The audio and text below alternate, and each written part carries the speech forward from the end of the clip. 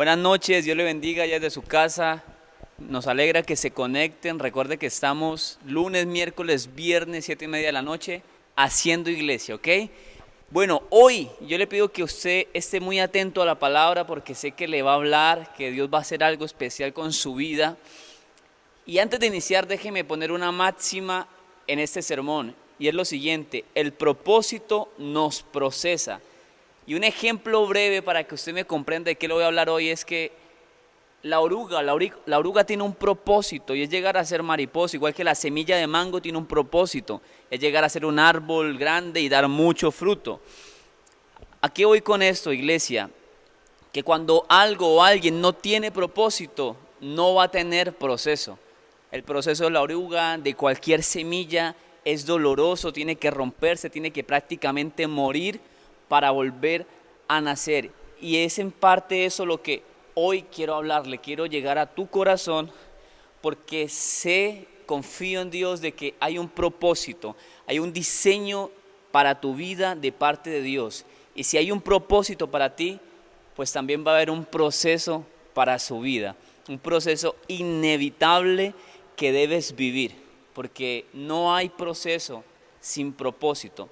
Así que hoy le he titulado a esta enseñanza: de totazo en totazo me acerco al propósito. Apúntelo allí. Génesis 25:19 dice la palabra: esta es la historia de Isaac, el hijo que tuvo Abraham.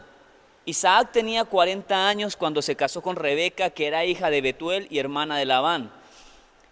Y ambos eran arameos. Versículo 21 dice: Isaac oró al Señor en favor de su esposa porque era estéril. El Señor oyó su oración y quedó embarazada.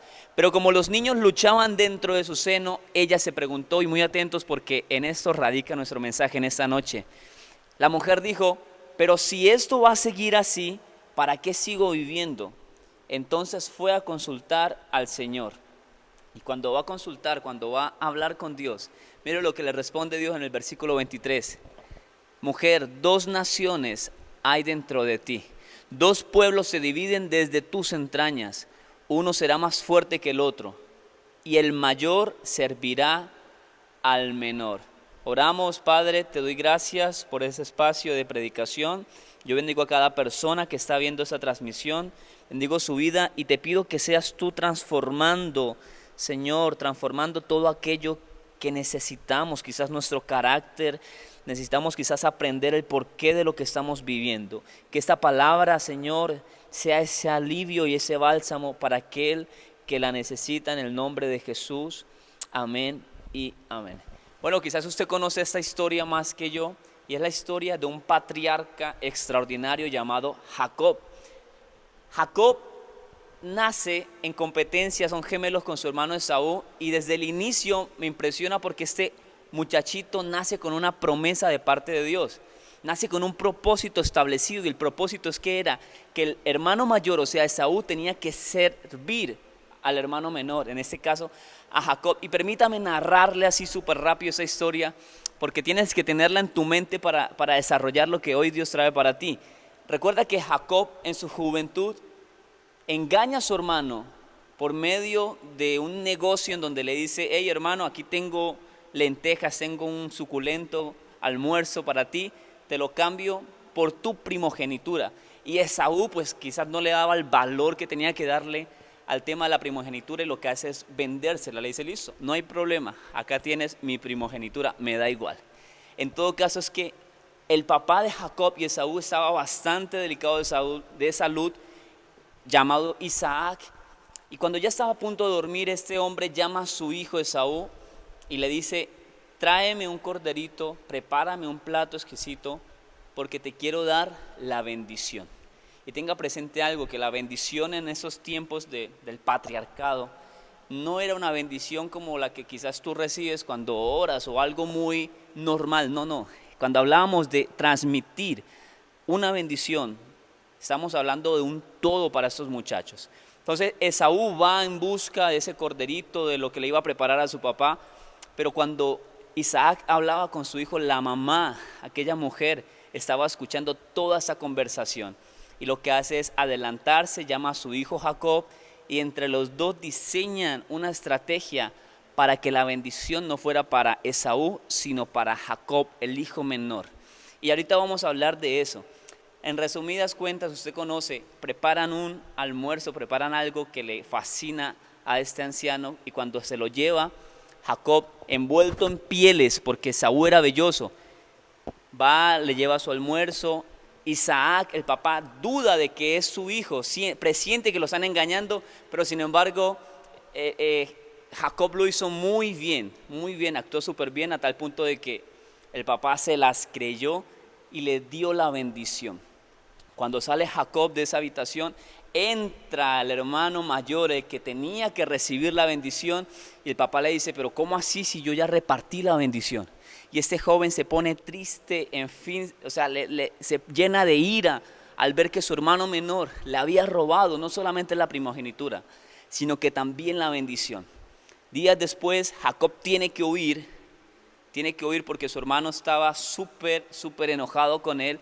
Tiene que huir a donde Labán, camina 800 kilómetros, y allá conoce a una mujer llamada Rebeca, a su suegro Labán. Entra en matrimonio no solamente con Raquel, sino también con Lea. Bueno, es una historia interesante que no se lo voy a contar ahorita. Jacob en ese hogar, en ese lugar, se vuelve muy próspero, recibe mucho de parte de Dios, y después decide volver a la casa de su padre. Y cuando decide volver, tiene un encuentro súper especial con Dios, y es allí donde Dios le cambia el nombre y le dice, tú no serás Jacob, a partir de ahora serás Israel. Bueno, en sí esa es la historia súper resumida. ¿Y por qué te narro esta historia? Porque es que al leer o al estudiar la vida de Jacob, puedo hallar un parecido muy grande entre usted, que me está viendo allá en su pantalla, y a mí. Y el gran parecido es que Jacob fue un joven o una persona que en su vida procuró hacer de todo por complacer a Dios, pero siempre le fallaba. Y ahí estamos usted y yo. Procuramos hacer lo mejor delante de Dios, pero siempre quizás terminamos fallándole y haciendo cosas que a Él no le agradan. Pero tenga presente que Jacob fue el tercer eslabón en el plan de Dios para comenzar una nación, la nación de Israel. Y en la vida de Jacob se mencionan 4 etapas de transformación, de las cuales quiero hablarle en esta noche. Y espero que te identifiques con una de estas etapas que Jacob tuvo que vivir, porque sé que Dios tiene también un plan contigo extraordinario. Así que iniciamos. La primera etapa en la vida de Jacob es donde vemos a este joven Jacob haciéndole honor a su nombre. Esa es la primera etapa de él, haciéndole honor a su nombre. ¿Cómo se llamaba? Jacob, que traduce el que engaña.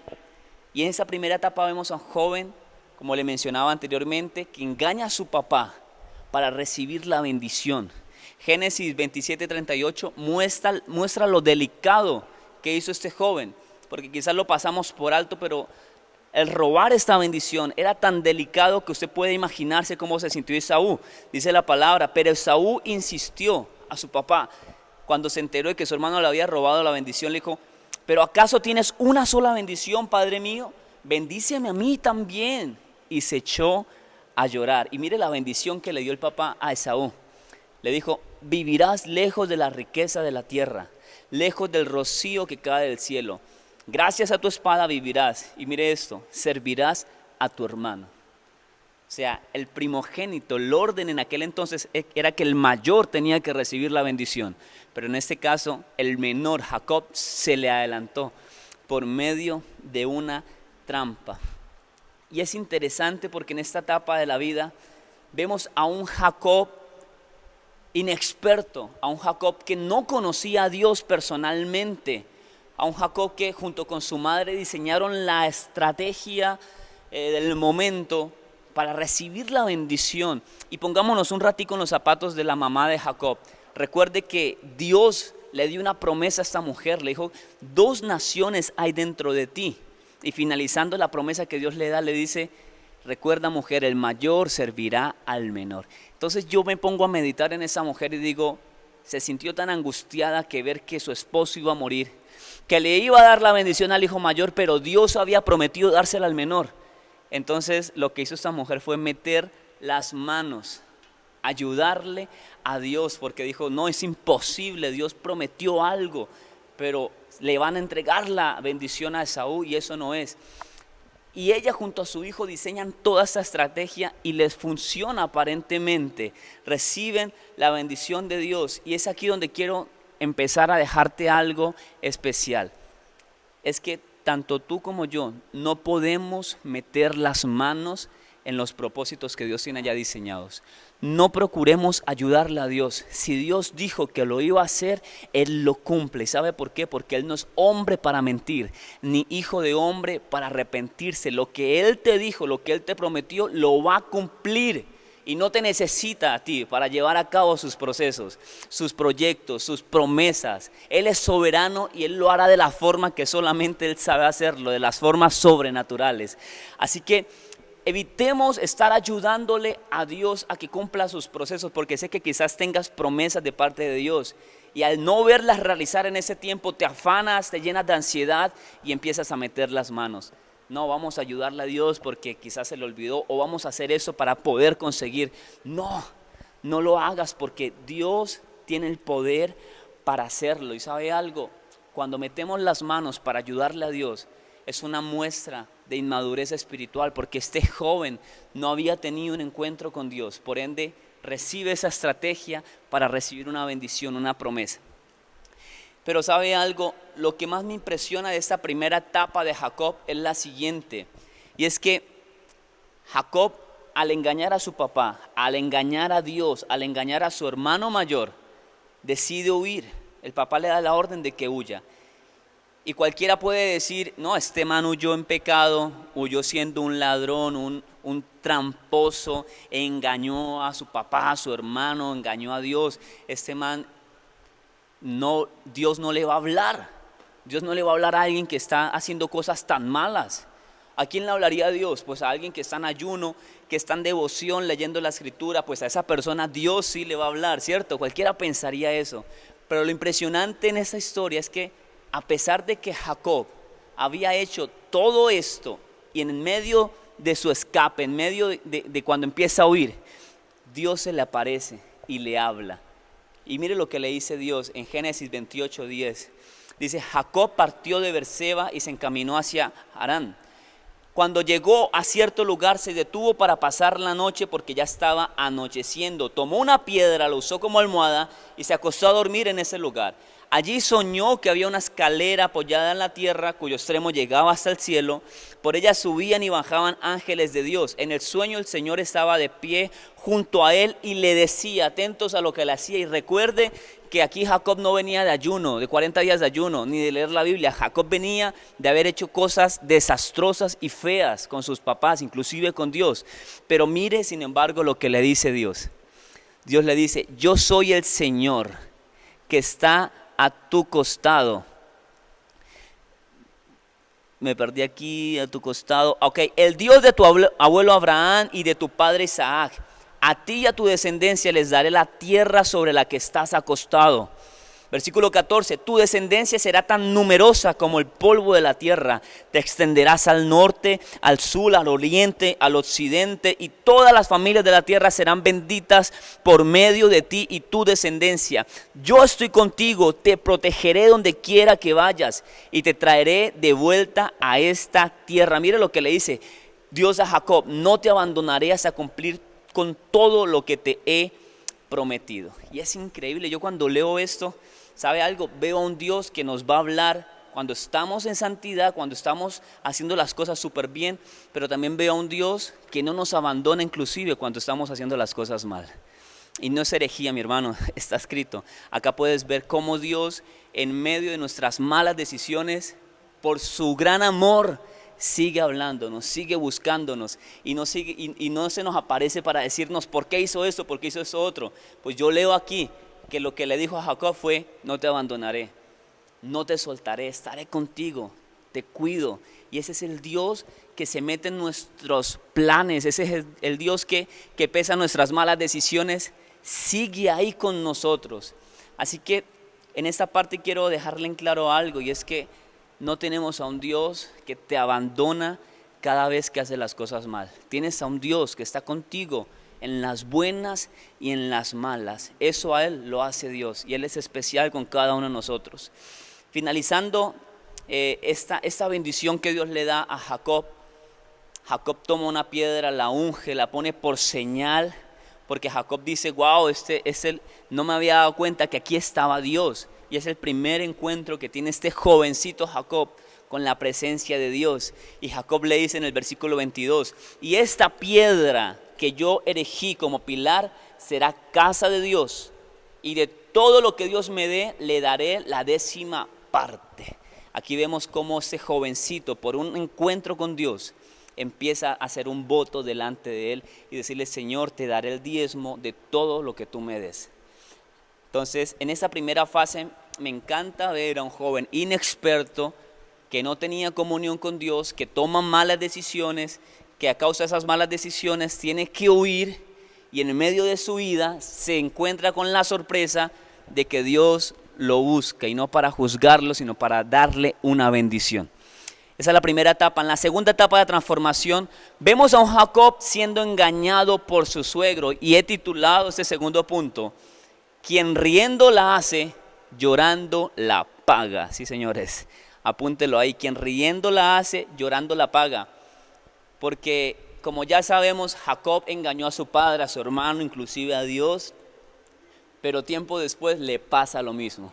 Le sucede lo mismo. Usted puede encontrar que él va, se encuentra con Labán y este señor tiene 2 hijas, una llamada Raquel, la menor, preciosa, y la otra Lea, que era como tuerta, dice, ojos delicados. Entonces este joven hace una negociación con ese señor para casarse con Raquel, la menor, de la cual se enamoró. Y el señor Labán le dice, ok, tienes que trabajar 7 años y te la entrego. Y mire lo romántico que eran los patriarcas de ese entonces. Génesis 29:20 dice, atentos, así fue como Jacob trabajó 7 años por Raquel, pero era tanto su amor por ella que le parecieron unos cuantos días. Así que vemos a un Jacob enamorado, tan enamorado que 7 años se le convirtieron en una semana. ¿Y por qué hablo de que quien riendo la hace, llorando la paga? Es porque Jacob cumplió 7 años trabajando por Raquel y cuando llegó el momento de la boda, el suegro Labán lo que hace es meterle a la hija mayor, a Lea, la tuertica. Y cuando Jacob se levanta en la mañana se da cuenta que no era Raquel, no era por la que él había trabajado. Van de Labán y le hace el reclamo, ¿qué le pasa? ¿Por qué me dio la que no era si hicimos el trato por Raquel? Y Labán le dice, no señor, es que aquí las cosas se hacen diferente. Primero entrego a la mayor y después a la menor. Así que si se quiere casar con la menor, tiene que trabajar otros 7 años más. Y el Jacob de la primera etapa, ¿sabe qué hubiese hecho? Hubiese huido, se hubiese ido. El Jacob inexperto, inmaduro de la primera etapa ante esa situación, se hubiese vuelto a ir. Pero lo impresionante es que este nuevo Jacob de una segunda etapa de transformación no solo esperó 14 años porque se quedó trabajando otros 7 años por Raquel, por la mujer que sí quería, que sí amaba, sino que se esperó 6 años más a que Dios le diera la orden de salir de la casa de su suegro, a que Dios se le apareciera, le dijo, es hora, Jacob, puedes moverte. Y eso está en Génesis 31:3, dice, entonces el Señor le dijo a Jacob, vuélvete a la tierra de tus padres donde están tus parientes, que yo estaré contigo. Y a lo que quiero llegar o lo que quiero dar a relucir en este punto es cómo un hombre como Jacob, mentiroso, traidor, que tuvo que huir de su tierra por causa de sus malas decisiones, en esta etapa de su vida es puesto a prueba con la misma moneda, porque también lo engañaron, pero sin embargo no decide huir hasta que Dios le dé la orden de que se mueva. Y eso tiene que ver con un hombre maduro espiritualmente. Aquí en esta segunda etapa ya vemos a un Jacob más sensato, más maduro. Y te quiero decir algo a ti en esta noche porque quizás está entrando en esa segunda etapa. Y lo que te quiero decir es que es hora de que aprendamos de los errores del pasado y aprendamos a movernos bajo la voluntad de Dios. Cuando Dios dé la orden, es hora de dejar de apresurarnos por tomar decisiones donde sacamos a Dios de la ecuación. En esta segunda etapa es hora ya de mostrar frutos dignos de arrepentimiento, porque recuerda que Jacob lo que hace es demostrar que no era el mismo de la primera etapa, sino que ya aquí era un Jacob más maduro. Así que ten presente esto, de que sin importar las circunstancias que estés pasando en esta cuarentena, confía en Dios, espera en Él, no te muevas sin que Él te dé la orden, porque en esta parte de la historia, en esta etapa de transformación, el alma está sujeta al espíritu, es decir, ya no eres un emocional, ya no te mueves por tus emociones, sino que permites que sea Dios quien dirija tu vida. Así que vamos a la tercera etapa que Jacob enfrenta, y es que aquí empezamos a ver a un Jacob agarrado de Dios. Titulé esa tercera etapa Cojito pero bendito, y creo que la historia es muy conocida. Cuando Jacob decide regresar a la casa de su padre, tiene un encuentro especial con Dios, y narra la historia que Jacob toma al ángel y empieza a luchar con el ángel de Jehová.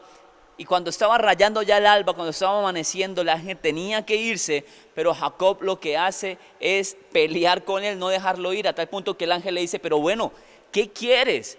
Y Jacob le dijo, quiero que me bendigas, dame la bendición. Ahí el ángel lo toca aquí, lo deja cojo y le dice, amigo, a partir de hoy no te llamarás más Jacob, te llamarás Israel. Y este hombre recibe la bendición.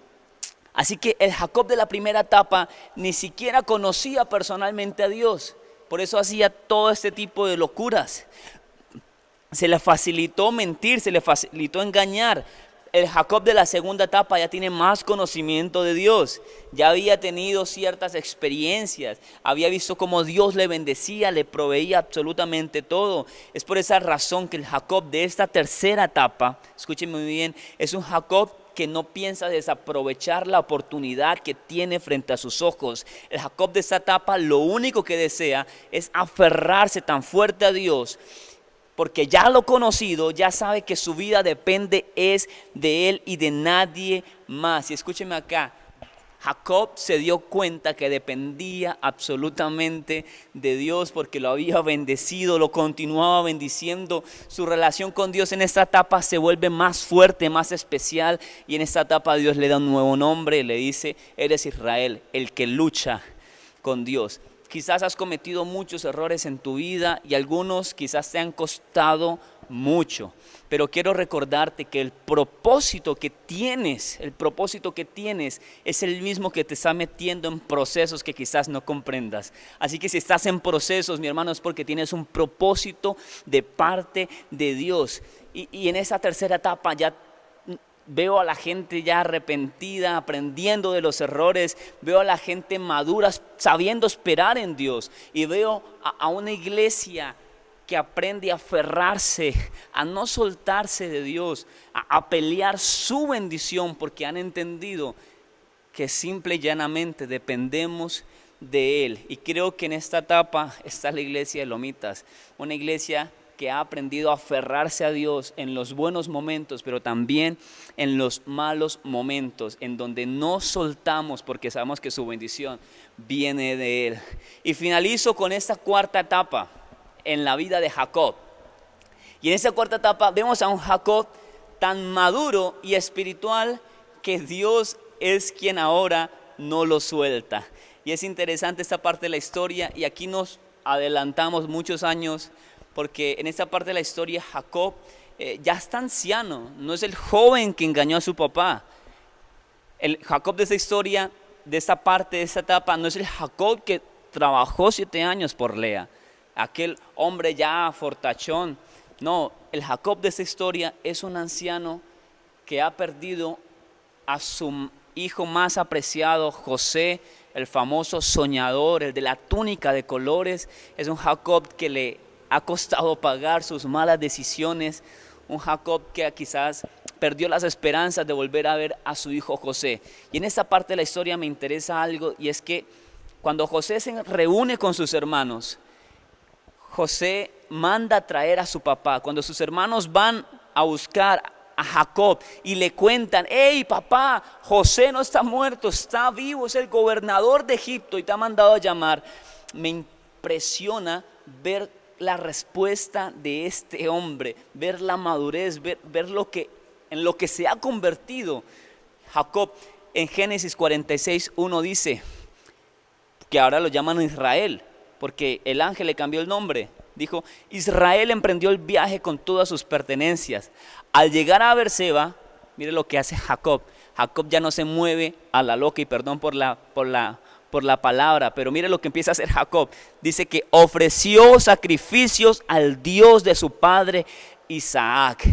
Esa noche Dios le habló a Israel, a Jacob, en una visión y le dijo: Jacob, Jacob, aquí estoy, respondió. Versículo 3, yo soy Dios, el Dios de tu padre, le dijo. No tengas temor de ir a Egipto, porque allí haré de ti una gran nación. Y mire lo extraordinario, mire al Dios de Jacob en esta parte. Dios le dice: yo te acompañaré y yo mismo haré que vuelvas. ¿Sabes? Cuando José lo invita a trasladarse a Egipto, Jacob no da un paso, no se mueve sin antes consultar a Dios. Por eso dice que ofreció sacrificio a Dios, al Dios de su padre Isaac.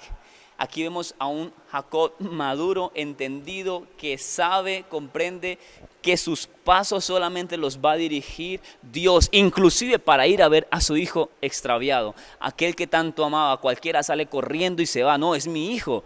Pero Jacob, sin embargo, así sea su hijo, decide primero consultar con Dios, hacer sacrificio para ver Dios qué opina. Mi hermano, así que creo que tenemos que llegar a esta cuarta etapa en la vida de José. Tenemos que llegar a una madurez en donde entendamos que no nos podemos mover cuando querramos. Tenemos que aprender a depender de Dios, movernos cuando Él dice. Y estoy seguro que cuando llegues a ese nivel, Dios te va a empezar a decir: hey, José, Margarita, María, Juan, Esteban, el que esté viendo este video, yo te acompaño, yo voy contigo, yo estoy contigo. Dios empezará a decirte: hey, estoy contigo, estaré contigo, no te soltaré. Etapa anterior, Jacob no quería soltar al ángel. Etapa posterior, cuarta fase, Dios no quería soltar a Jacob a causa de su comunión, de su relación. Concluyo con lo siguiente, vuelvo al inicio. Todas las decisiones humanas, para bien o para mal, Dios las entreteje en el curso de sus planes. Dios entreteje sus malas decisiones, mis malas decisiones. Recuerdo una historia o una ilustración, y es referente al GPS. Usted, cuando colocan en el GPS una ruta, un ejemplo, voy de Cúcuta a Chinacota, te marca el camino exacto, pero de repente tú te desvías un poquito. El mismo GPS automáticamente le empieza a marcar una palabra y dice redireccionando, y te busca otra ruta que te hace llegar a tu destino. Lo maluco es que la otra ruta es un poco más larga, pero lo que hace Dios con tus malas decisiones es darte otra ruta. Quizás el proceso va a ser más largo, más doloroso, pero de que te lleva a tu propósito, te lleva, porque Él no va a mentir. A Él no le quedan grandes las promesas que dio para ti. Así que, mi hermano, en medio de nuestras malas decisiones, Dios se vale de eso para enseñarnos y llevarnos a nuestro destino. Cierro con esta frase: con Jesús, todo santo tiene un pasado y todo pecador tiene un futuro. Así que, mi hermano, cierra sus ojos, bendigo tu vida. Pido que seas Dios llenándote de sabiduría, llenándote de comprensión, para que te dejes de dar látigo por tus malas decisiones, porque Dios te ama con tu hiper mega recontra santidad, pero Dios también te ama con tu hiper mega recontra pecado. Es un Dios que no te va a soltar pese a tus buenas o malas decisiones. Si tienes propósito de Dios, créeme, el proceso será doloroso, el proceso será fuerte, pero de que llegarás, llegarás. En el nombre de Cristo Jesús, amén y amén. Y recuerda que estamos lunes, miércoles, viernes, 7:30 de la noche. en nuestras redes sociales. Por favor, conéctate. Dios te bendiga.